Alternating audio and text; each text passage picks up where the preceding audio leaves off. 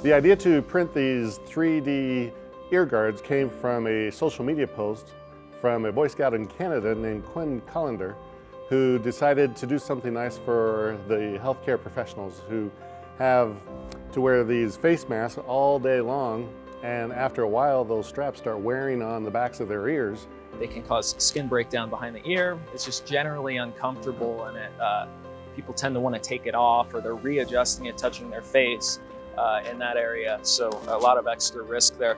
What these do is they just decompress the back of the ears. They put that pressure onto the back of the head and disperse it so that it's a little more comfortable and a little more sustainable. We have a whole bunch of schools with printers just sitting idle because everybody's at home.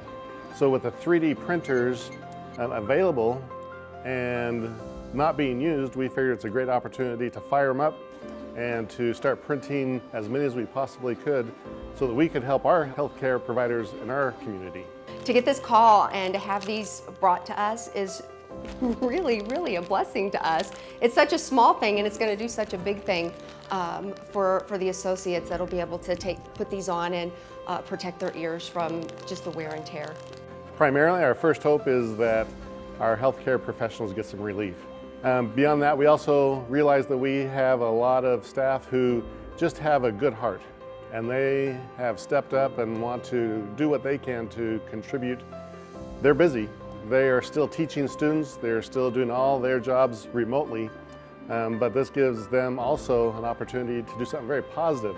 So many times we as education receive from our community, and this is an opportunity for us to give to our community. When we got that call that you guys were gonna do this for us, everybody was just so excited and thought it was the coolest thing. So you guys rock. We really appreciate it.